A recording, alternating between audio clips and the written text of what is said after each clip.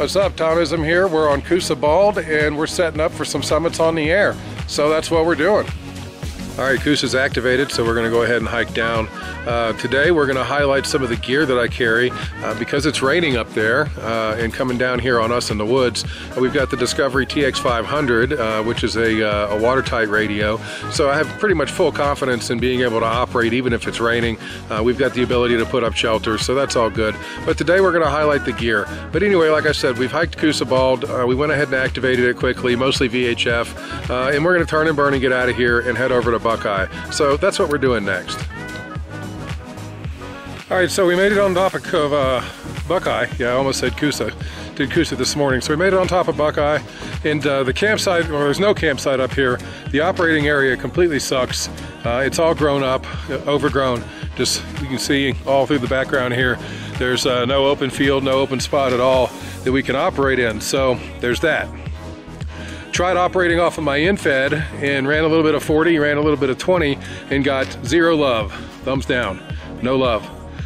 So I tried changing the configuration of the antenna. It's now in an inverted L, and it's a lot tighter, not sagging and dragging the ground anymore like it was in my first crappy install. So we're gonna see if we can't get some contacts off this inverted L, and if not, we might have to change to the random wire. So anyway, that's what we're doing. We're still gonna check out the gear. We've got the TX-500, we've got the random wire antenna, we've got an in-fed half wave. So we've still got a couple things we can check out before we get off this mountain. So anyway, we're gonna try and make some contacts now. That's what we're doing. All right, so the antenna is anchored over there.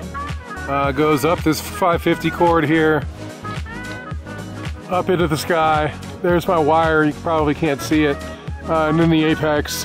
And then we're mounted back over here at camp. So let's go check it out. Try to make some contacts on the inverted L.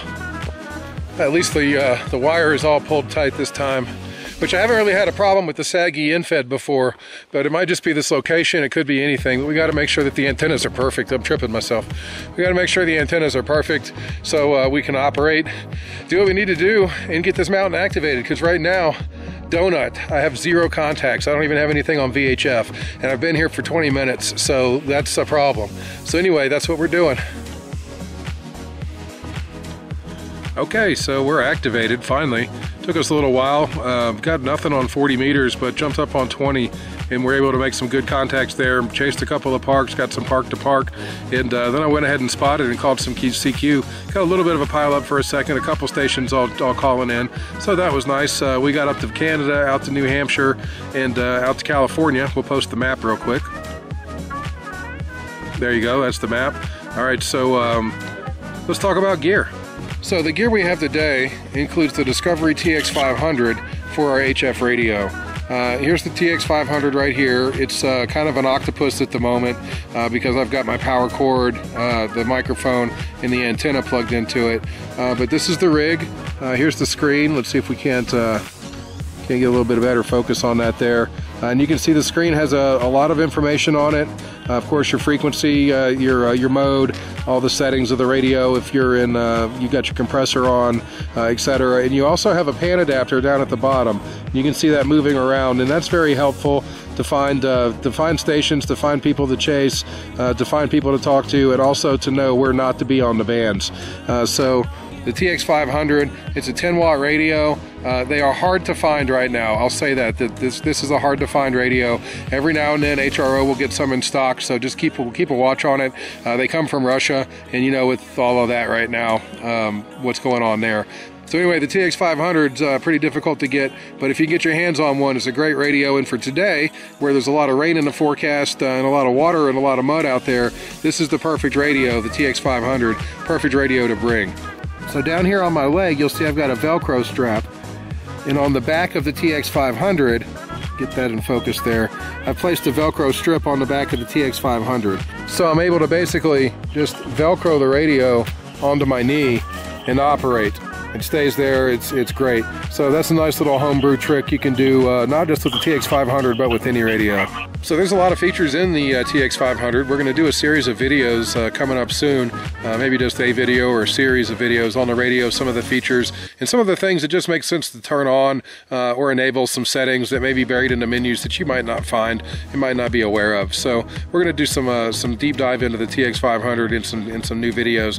But like I said, we took that radio with us today, brought it here up on the mountains because it is waterproof, and in case it rains, I've got full confidence in that radio operating in adverse and wet conditions. So anyway, we're gonna go ahead and check out the antenna, the battery system, and everything else that we've got going on. So that's what we're doing.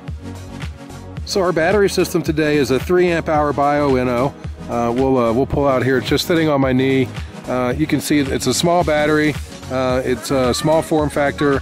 It's about the size of maybe an Uno deck, maybe a large deck of playing cards. But it's 3 amp hour battery, and for portable work, for what we're doing, we're not hardly drawing any power off the battery for sideband, so 3 amp hours works great.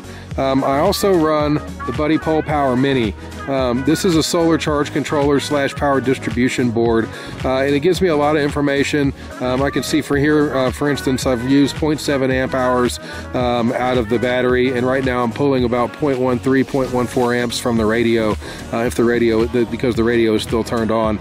My solar over here would plug in right here on this side of the rig here, and if I had solar, it would be replenishing the battery in real time as the battery gets used. So it's a really cool little device, the BuddiPole Power Mini. I picked that up, and the other thing I like about it is it has 2 Anderson out ports. You can connect 2 different devices to it with power poles, and that's really cool. It also has somewhere on here. Here we go.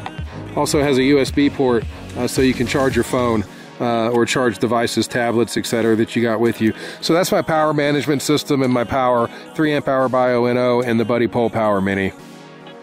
Alright, today for our antenna system, actually Squatchy is helping us out, and Squatchy is guarding the antenna for me, or at least the match here. I'm using a Spark Plug transmatcher, Spark Plug antenna here. I think it's a 64-to-1 Unen here, and basically I've got about 66 feet of wire up into the tree there that's connected to this Spark Plug, and we'll let Squatchy hold that there. But the little Spark Plug Unen really does a great job. It's small, it's lightweight. All you got to do is put a wire on one end of it and coax in the other end, and you've got an antenna. So it's super simple. It fits into your pack, and it's great because in-fed half waves are excellent antennas. They're one of my favorite portable antennas, is to run an in-fed half wave, and that's what we're running today, is the in-fed half wave. So the downside of the in-fed half wave is its size. For 40 meters, get the wire out of the way there, for 40 meters the antenna needs to be about 66 feet long, give or take. So that's a lot of space. So we can see camp is back there, and I'm walking out here to where my antenna is actually anchored. Up in the tree above me there is the apex, and then coming down in this direction in front of us is where the end of the inverted L is tied off. So you can see we're still walking.